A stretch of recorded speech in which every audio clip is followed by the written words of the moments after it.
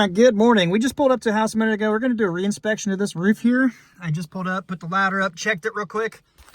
But let's set the stage here and why we're doing this. So as of, on Thursday, May 26th, 2022, I was at this property, gave an estimate for a roof replacement. We had already done a roof for this individual, but he wanted me to give a price for this particular roof. It was another property they have. We never got the job. He told me at the time that we weren't the cheapest. This other person, whoever, company, I don't know, was cheaper, and I wasn't going to be able to match the price. It was significantly less, whatever. If you feel comfortable with it, fine. I can't do it for that price. We're going to actually do good quality value, and, well, here it comes full circle a couple years later. So in 2022, 3, 4, 5, it is November 12th, 2025. So 3 years, a little over 3 years. Home is being sold, inspector found some issues with the chimney, flashing, whatever, yada yada. He calls me yesterday morning, November 11th, says, Brian, the roof you did for me's got an issue. I'm like, okay, what's the address? I look it up. I'm like, okay, we did yours, but I distinctly remember when I quoted this property for you, you told me, and I've got notes, that you found somebody cheaper to do it, and I wasn't going to be able to match the price. If I'm going to be broke, I'm not going to do a job and be broke. If I'm going to be broke, I'm going to be at home with my family being broke. So whatever, we parted ways, no big deal. I don't get everything.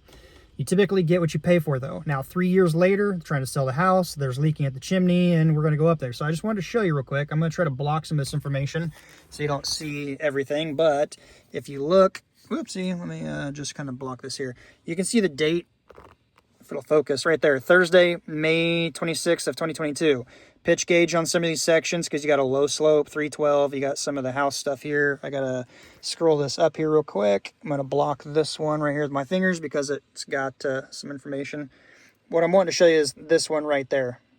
That's the house, the flag, the driveway, the red brick.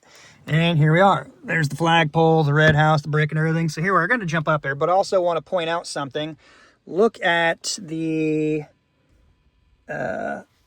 flashing on that chimney. It's tar. It's not good. Tar. It's not good. Whoopee. Go back. Sorry, I'm just trying to block that there. Also, notice this. Notice that there is ridge vent on this, right? And there's one other one I really want to point out here. So let's go to this picture. So if this loads here, take a second. It's of a particular pipe boot that currently has a boot on it. It's not going to load. Just go back. You'll have to look at it as a small screen and trust me on this one. So right here. So that porch right there where the B-vent flue pipe is, that pipe near the transition, there's a boot on it. So notice the ridge vent on all sections, the pipe boots, and the chimney flashing. All right, let's do a real quick check of this real fast. Same house, 3 years later. I don't remember, it wasn't just like $100, $200, it was quite a bit less. And I'm like, look, I can't do it. You know, if you feel comfortable going with them, go with them. Because you want me to come back and fix this. Show me a receipt that I did this. I didn't do this.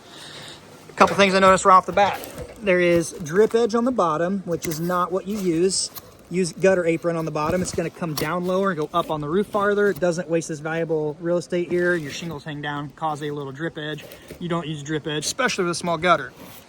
Ice and water. Can I see under here?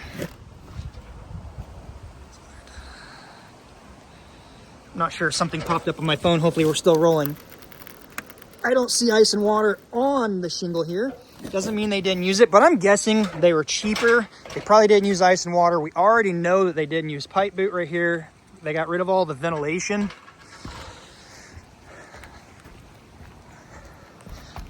Where's the pipe boot? Why are we just using silicone? Because there's no pipe boot. You can see where the old one was. I showed you the picture right where this transition is. We have a pretty low slope here. This is a really good opportunity to show that when snow comes off a roof and melts, this is actually a dip right here. This is standing, slushy, icy water that is more than likely seeping back into that section right there. Not good.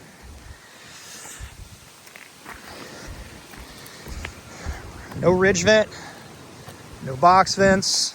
They removed the ridge vent, had ridge vent. You can be cheap and just remove things and not buy things and drop your price and sell more work. And unfortunately, this happens a lot. So this really is geared towards the homeowners out there looking at saving. They saved money on material and stuff. May have saved you a little bit of money. They used pipe boots on these. I don't know if they're old, but they're there. They're plastic. Show me a manufacturer that will honor a warranty with no ventilation, unless manufacturers honor one power fan that may or may not be working.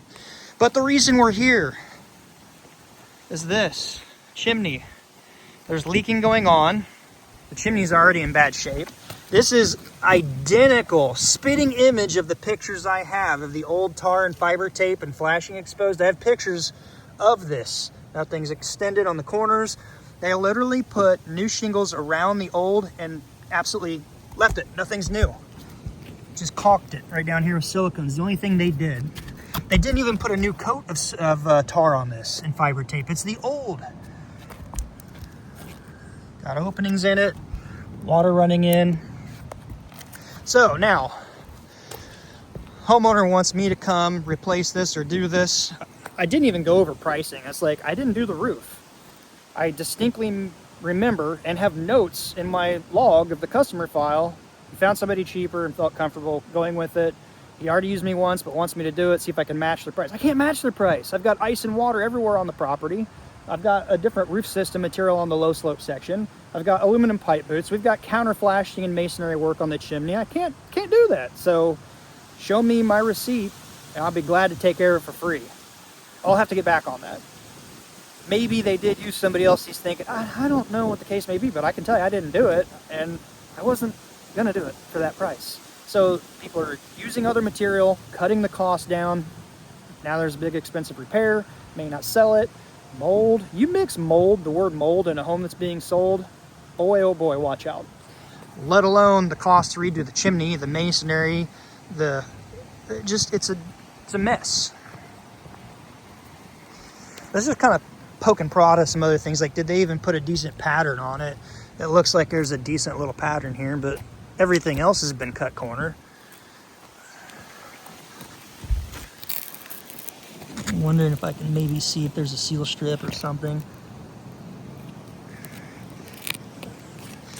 I can rule out IKO. Looks like maybe an Owen Corning product. Let's see if I can lift up under the edge here. There's no sure nail strip, so it's not a duration. If it was a Dynasty, you'd have a vertical cut, so it's not the mid-grade. Certainteed usually has clipped edges or different shadow line looking. I think this is going to be an Owen Corning Oak Ridge, so they also used a lower grade quality shingle than what I had quoted. I wonder if they even flashed this right here. Let's see if we can get lucky and find a keyway. Or maybe we can just see up under the edge here. I don't know. I'm not going to worry about it. I'm not going to tear something and then be bought, but just things like this shouldn't happen. All right, so kind of recap here. The price may be attractive. You may be tempted to use another company, competitor, person, sole proprietor, whatever the case, entity may or may not be, because of a dollar sign. If you don't have something written out, or you don't have material you're using stated on a piece of paper, you could always take to a judge or go back to that company. Are you really getting a good deal? Or are you just throwing money away? Let me know, if you're a contractor, what you would charge in a situation like this to come now give an estimate to flat bar this out, repair bad wood, remove the molded whatever, shingle it back, counter flash it. It's getting to the point now where it's gonna need masonry work before I even want to touch this stuff. The other side is way worse. I mean, look at this. It's completely through the block and into the inner liner in there. Not good. I definitely don't want to do something here, try to save them money because they tried to save money, said my price was too much, and are going to be unhappy with my price. And then the new person that buys this is going to be unhappy with ongoing issues. So, the moral of the story, it's not always the best to go with the cheapest. There's an old saying, you typically get what you pay for. Not always, but most of the time. Hopefully you'll learn something. See you on the next one.